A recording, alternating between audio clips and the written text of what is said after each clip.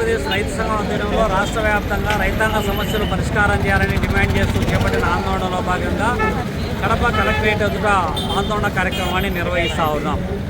ప్రధానంగా ఇవాళ పాలక ప్రభుత్వాలు ఎన్నికల ముందేమో మాత్రం రైతాంగానికి పెద్దపీట వేస్తాము, ఆదుకుంటాము, రైతుల ఆదాయాన్ని రెట్టింపు చేస్తామని ఒకరంటారు, రైతులను అనూహ్యంగా పైకి తీసుకుపోతామని చెప్పి ఇంకొకరంటారు.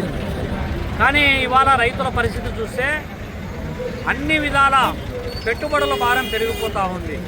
విత్తనాలు, ఎరువులు, పురుగు మందుల ధరలు ఒకవైపు, కూలీల ఖర్చు అబ్నార్మల్గా పెరిగిపోతూ ఉంది. కానీ పంట చేతికి వచ్చిన తర్వాత పంట విక్రయించాలంటే కనీస మద్దతు ధర లేదు, లేకపోతే గిట్టుబాటు ధర లేదు. ఈ ట్రేడర్స్ సిండికేట్ వల్ల, వ్యాపారస్తుల సిండికేట్ వల్ల ఇష్టారాజ్యంగా కొనుగోలు చేస్తున్నారు. దానివల్ల రైతులు తీవ్రమైన నష్టపోతున్నారు. పైగా దానికి తోడు అతివృష్టి, అనావృష్టి సంభవించడం వల్ల పెట్టిన పెట్టుబడులు కూడా రాక రైతులకు చేసిన అప్పులు తీర్చలేక అవమాన భారంతో ఆత్మహత్యల పరంపరలు కొనసాగుతూనే ఉన్నాయి. రైతులకు సంబంధించినటువంటి పంటలకు గిట్టుబాటు ధర కల్పించాలా, వ్యవసాయ రుణాలు మాఫీ చేయాలా అనేటువంటిది చట్టబద్ధత కల్పించాలని డాక్టర్ స్వామినాథన్ కమిటీ చేసిన సిఫారసులను పాలక ప్రభుత్వాలు పెడచెవిన పెట్టడం మూలంగా ప్రతి ఏటా రైతులు నష్టపోతున్నారు. ఖరీఫ్ సీజన్ ప్రారంభమవుతూ ఉంది. ఇప్పటికీ ఎక్కడే కానీ విత్తనాలు, ఎరువులు, పురుగు మందులకు సంబంధించినటువంటి ఒక నిర్దిష్టమైన కార్యాచరణ లేదు. రైతులకు ఇచ్చేటటువంటి విత్తనాలకు సంబంధించి అధిక ధరకు విత్తన కంపెనీలతో ఒప్పందం చేసుకోవడం, చివరికి వచ్చేటప్పటికి 30%, 40% రాయితీ ఇచ్చినా కూడా బయట మార్కెట్లో అదే ధరకు బయట రాయితీ లేకుండానే బయట ధరలు అందుబాటులో ఉన్నటువంటి పరిస్థితి చూస్తా ఉన్నాం. దీన్ని బట్టి మనం ఏమర్థం చేసుకోవాలి? విత్తన కంపెనీలు, అధికారులు, అధికార పార్టీ నేతలు కలిసి పందికొక్కుల్లాగా ఇవాళ పంచుకు తింటా ఉన్నారు. అదేవిధంగా వ్యవసాయ యంత్రాలు, పనిముట్ల పైన ఇచ్చేటటువంటి రాయితీని ఇదివరకు 50% ఇచ్చేవాళ్ళు ఓన్లీ రాష్ట్ర ప్రభుత్వమే.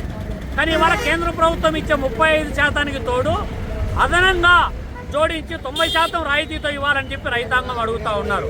స్కేల్ ఆఫ్ ఫైనాన్స్ అంటే 3 ఏళ్లకు 4 ఏళ్లకు నువ్వు చేసే అగ్రిమెంటు ప్రాతిపదికన ఎప్పుడో 4 ఏళ్ల కింద ఇచ్చినటువంటి స్కేల్ ఆఫ్ ఫైనాన్స్ ప్రకారమే నువ్వు రుణాలు ఇస్తున్నావు. అదనంగా రైతుకు ఎక్కడే కానీ పెరిగినటువంటి స్కేల్ ఆఫ్ ఫైనాన్స్ ప్రకారం ఎక్కడే కానీ రుణాలు ఇవాళ రెన్యువేట్ చేసేటువంటి పరిస్థితి లేదు, రెన్యువల్ చేసే పరిస్థితి లేదు. మొత్తం డబ్బులు కట్టాలంటాడు, చివరికి తీసుకొని పోయేటప్పటికి 5,000, 10,000 కూడా ఎకరా పైన అదనంగా రుణం పొందే పరిస్థితి ఇవాళ రైతుకు లేదు. వ్యవసాయ రుణాలను రీషెడ్యూల్ చేయాలి. అదేవిధంగా స్కేల్ ఆఫ్ ఫైనాన్స్ ప్రకారం ఏ సంవత్సరానికి ఆ సంవత్సరము అమలు చేయాలి. అంటే నీటిపారుదల ప్రాజెక్టులకు సంబంధించి కడపలో గాలేరు నగరి పరిధిలో గండికోట, లేకపోతే చిత్రావతి, పైడిపాలెము, లేకపోతే మైలవరము, ఈ వామికొండ, సర్వరాయ సాగర్లలో నీళ్లు ఉంటా ఉన్నాయి, కానీ పంట కాలువలు లేవు. ఇంకోవైపు కేసీ కెనాల్ ఆయకట్టు స్థిరీకరణకు సంబంధించి ఏ విధమైనటువంటి రాజోల్ రిజర్వాయర్ నిర్మాణం జరగట్లే. తెలంగాణ అంతర్భాగమైనటువంటి బ్రహ్మంసాగర్, SR1, SR2, ఆరోగ్య నీళ్లున్నాయి, కానీ పంట కాలువలు లేవు. పంట కాలువల నిర్మాణం జరగాల. అదేవిధంగా వేసవిలో ఈ పంట కాలువలకు సంబంధించినటువంటి ఏవైతే షట్టర్లు నిర్మాణం ఉందో ఆ షట్టర్ల నిర్మాణం జరగాల, పూడికతీత పనులు జరగాల. ఇవేవి కూడా ఇరిగేషన్ అధికారులు పట్టించుకునేటువంటి పరిస్థితి ఇవాళ లేదు. రైతులతో సమానంగా కౌలు రైతులు ఈ పాటికి గ్రామ సభలు జరిపి కౌలు కార్డులు ఇచ్చి ఉండాలి, కానీ ఆ విధమైనటువంటి చర్యలు ఎక్కడా కూడా తీసుకోవట్లే. నిన్నగాక మొన్న కురిసినటువంటి వర్షాల వల్ల అరటి రైతులు తీవ్రంగా నష్టపోతూ ఉన్నారు, రైతులు ఆత్మహత్యలు చేసుకుంటూ ఉన్నారు.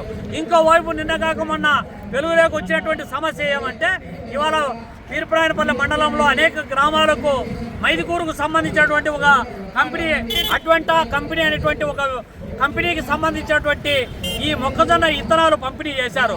కానీ అవి అసలు క్రాపే రాకుండా పెట్టిన పెట్టుబడులు కూడా చేతికి రాక రైతులు పెద్ద ఎత్తున వేల రూపాయలు ఎకరాకు నష్టపోయినటువంటి పరిస్థితి. కానీ ఆ కంపెనీకి సంబంధించినటువంటి రిప్రజెంటేటివ్స్ ఎవరైతే ఉన్నారో వాళ్ళు పత్తా లేకుండా ఉన్నారు. ఇంత జరుగుతూ ఉన్నా ఇవాళ వ్యవసాయ అధికారులు ఏం చేస్తూ ఉన్నారు? గాడిదలు కాస్తూ ఉన్నారా అని చెప్పి మేము అడుగుతూ ఉన్నాం. ఇమ్మీడియట్గా వీళ్ళపైన కేసులు నమోదు చేయాలా. ఇమ్మీడియట్గా సైంటిస్టులను పిలిపించి వాటిని ల్యాబ్లకు పంపించి పూర్తి నివేదిక అధికారులకు, ఉన్నత స్థాయి అధికారులకు, ఫోరంకు వాళ్ళపైన కోర్టుకు ఈడ్చాల్సినటువంటి అవసరం బాధ్యత ఉంది. ఇంత జరుగుతూ ఉన్న పోలీసులు ఎందుకు కేసు నమోదు చేయడం లేదని చెప్పి మేము అడుగుతా ఉన్నాం. ఇత్యాది సమస్యలపైన ప్రభుత్వము చిత్తశుద్ధితో రైతాంగం పట్ల రైతాంగ సమస్యల పట్ల పరిష్కారానికి కృషి చేయకుండా కేవలం మొక్కుబడిగా మాటలకే పరిమితం అవుతా ఉన్నారు తప్ప ఏదో ఈ నెలలో పెడతా అన్నారంట. కడపలో ఒక పెద్దగా రైతుల పండగ అని చెప్పి దాంట్లో ఎక్స్ప్లోర్ అనేటువంటి ఒక పాట పెట్టి దాని పేరుతో కోట్ల రూపాయలు ఖర్చు పెడతా ఉన్నట్టు, లక్షల రూపాయలు వెచ్చిస్తూ ఉన్నట్టు చెబుతా ఉన్నారు. పండగ వల్ల దండగ అనేటువంటి అంశాన్ని అధికారులు గుర్తించాలా.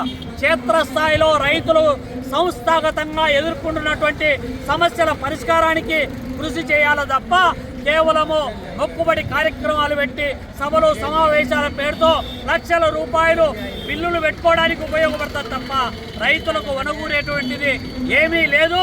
కాబట్టి చిత్తశుద్ధితో వ్యవహరించకపోతే ఆంధ్రప్రదేశ్ రైతు సంఘం ఆధ్వర్యంలో ఆందోళనను మరింత ఉధృతం చేస్తామని హెచ్చరిస్తా ఉన్నాం.